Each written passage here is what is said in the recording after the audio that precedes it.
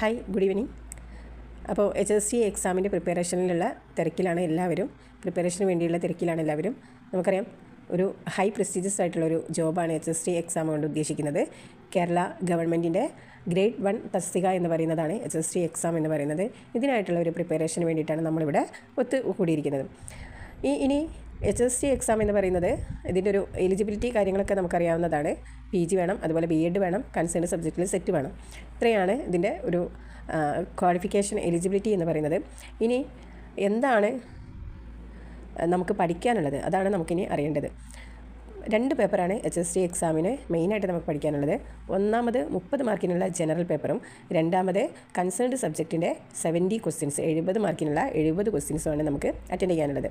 ഇതിൽ നമുക്കറിയാം PSC എന്ന് പറയുന്നത് മൈനസ് മാർക്കുള്ളതാണ്. മൂന്ന് ക്വസ്റ്റ്യൻ തെറ്റിയാൽ നമുക്ക് 1 മാർക്ക്, ശരിയായ ഉത്തരത്തിൽ നിന്നും 1 മാർക്കാണ് അവിടെ നഷ്ടപ്പെടുന്നത്. അപ്പോൾ നന്നായിട്ട് പ്രിപ്പയർ ചെയ്യണം, നന്നായിട്ട് എക്സാം അറ്റൻഡ് ചെയ്യണം. അപ്പോൾ അതിന് വേണ്ടിയിട്ടാണ് നമ്മൾ ഈ ഒരു സ്റ്റാർട്ടപ്പ് ഇവിടെ ആരംഭിക്കുന്നത്. നോക്കാം, HSC ജനറൽ പേപ്പറിൽ സിലബസ് നോക്കിയപ്പോൾ നിങ്ങൾക്ക് മനസ്സിലായിട്ടുണ്ടാവും. കേരള റിനൈസൻസിനെ കുറിച്ച് പറയുന്നുണ്ട്. അപ്പോൾ എന്താണ് കേരള റിനൈസൻസ് എന്നതിനെ കുറിച്ചിട്ടാണ് നമ്മളിവിടെ പറയാൻ പോകുന്നത്. അപ്പോൾ ഫസ്റ്റ് ഞാനൊരു ഇൻട്രോ എന്താണെന്നുള്ളത് മലയാളത്തിൽ തരാം, പിന്നീട് ഇംഗ്ലീഷിൽ കേരള റിനൈസൻസിനെ കുറിച്ചിട്ടുള്ള ഇവിടെ ഇന്ന് ഞാൻ ഉദ്ദേശിക്കുന്നത് ശ്രീനാരായണ ഗുരുവിനെ പോലെയുള്ള റിഫോമേഴ്സിനെ കുറിച്ചിട്ടാണ് ഞാനിവിടെ പറയാൻ ഉദ്ദേശിക്കുന്നത്.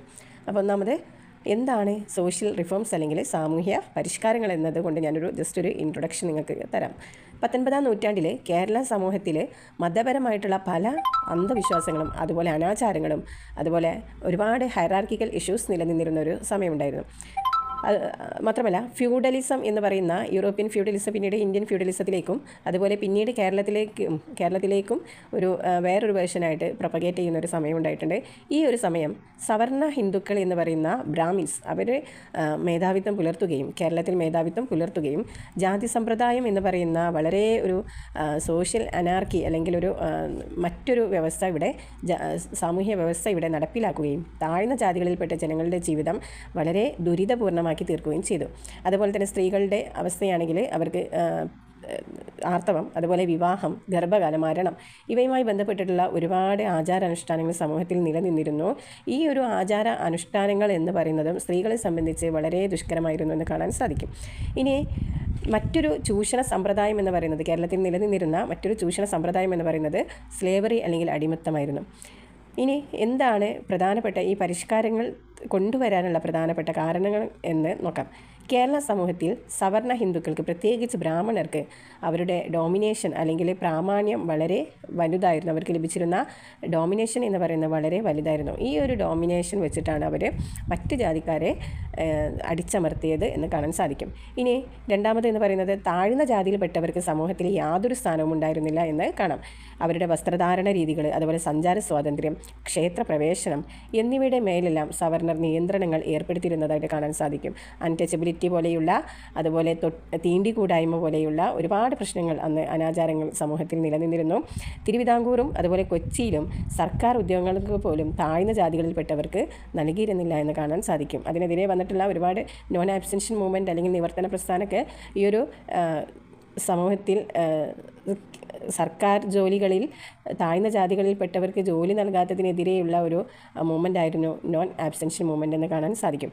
ഇനി ഈ ഒരു സാമൂഹ്യ പരിഷ്കർത്താക്കൾ അവരുടെ ഒരു പോരാട്ടം തുടങ്ങിയത് ഫ്യൂഡൽ സംസ്കാരത്തിൻ്റെ പശ്ചാത്തലത്തിലാണെന്ന് നമുക്ക് മനസ്സിലാക്കാം.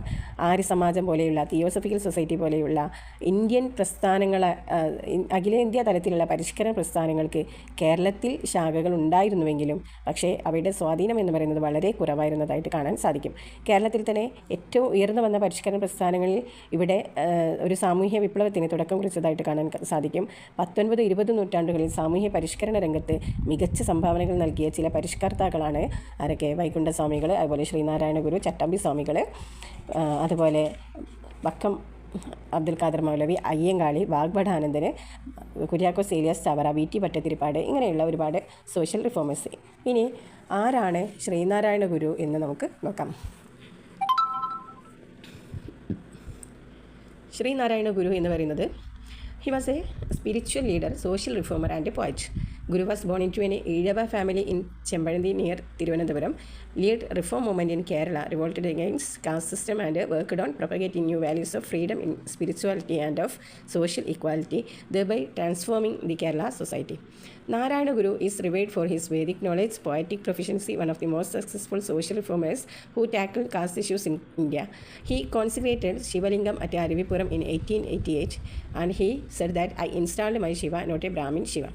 Then he formed a Vavuttu Yogam, a social organization at Arivipuram, prototype of SNDP. SNDP എന്ന് പറയുന്നത് ശ്രീനാരായണ ധർമ്മ പരിപാലന യോഗം എന്നാണ് പറയുന്നത്.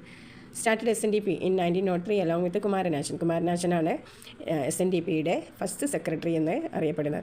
He chose Sivagiri for his spiritual practice with Amba became his deity. Amba എന്ന് പറയുന്നത് അദ്ദേഹത്തിൻ്റെ ഡൈറ്റി അല്ലെങ്കിൽ അദ്ദേഹം ആരാധിക്കുന്ന ദേവിയാണ്. Started a Sanskrit school in Varkala. വർക്കലയിൽ അദ്ദേഹം ഒരു സാൻസ്ക്രിറ്റ് സ്കൂൾ കൊണ്ടുവന്നു. Temples were built at different places. Thrissur, Kannur, Anchuthengu, Tellicherry, Calicut, Mangalore, ഇത്രയും സ്ഥലത്ത് അദ്ദേഹം ഒരുപാട് ടെമ്പിൾസ് അദ്ദേഹം കൺസ്ട്രക്ട് ചെയ്തു എന്ന് കാണാൻ സാധിക്കും. 1913 he founded Advaita Ashram at Aluva. ഓം സഹോദര്യം സർവത്ര became the motto of new Ashram. അപ്പോൾ ബ്രദർഹുഡ് എന്ന് പറയുന്ന ഒരു കോൺസെപ്റ്റിനാണ് അദ്ദേഹം പ്രാധാന്യം കൊടുത്തതെന്ന് മനസ്സിലാക്കാം.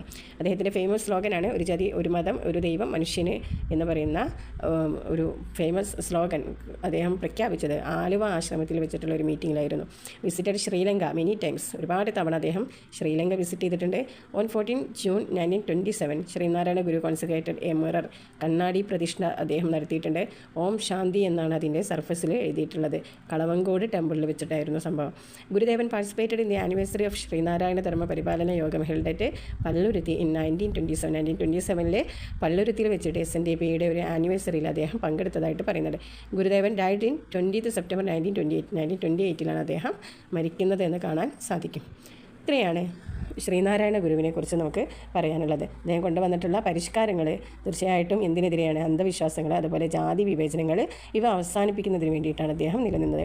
പിന്നെ ഹി പ്രൊമോട്ടഡ് വെസ്റ്റേൺ എഡ്യൂക്കേഷൻ, പാശ്ചാത്യ വിദ്യാഭ്യാസം പ്രൊമോട്ട് ചെയ്തു. അതുപോലെ വാണിജ്യ വ്യാവസായിക സംരംഭങ്ങൾ എന്നിവ പിന്തുടരാൻ ജനങ്ങളെ പ്രേരിപ്പിച്ച ഒരു സോഷ്യൽ റിഫോമറാണ് ആര്? ശ്രീനാരായണ ഗുരു. സവർണ മേധാവിത്വത്തെ അദ്ദേഹം എതിർത്തു. അതുപോലെ അരുവിപ്പുറത്ത് അദ്ദേഹം ശിവപ്രതിഷ്ഠ നടത്തിയിട്ട് അദ്ദേഹം പറയുന്നുണ്ട് ഇതൊരു ഈഴവ ശിവയാണ്, അല്ലാതെ ഇതൊരു ബ്രാഹ്മിൻ ശിവയല്ല എന്ന് പറയും. ഏറ്റവും വലിയ വിപ്ലവമാണ് അദ്ദേഹം അന്ന് അവിടെ ആലുവയിൽ കൊണ്ടുവന്നതെന്ന് കാണാൻ സാധിക്കും. ഇനി അരുവിപ്പുറത്ത്. ഇനി അടുത്തത് ഒരു ജാതി ഒരു മതം ഒരു ദൈവം മനുഷ്യന് എന്ന പ്രസിദ്ധമായിട്ടുള്ള മുദ്രാവാക്യം അദ്ദേഹം ഉയർത്തുന്നതും നമുക്ക് കാണാൻ സാധിക്കും. ഇനി നമുക്ക് മറ്റ് സോഷ്യൽ റിഫോമേഴ്സിനെ കുറിച്ച് അടുത്ത ക്ലാസ്സുകളിലായിട്ട് പറയാം.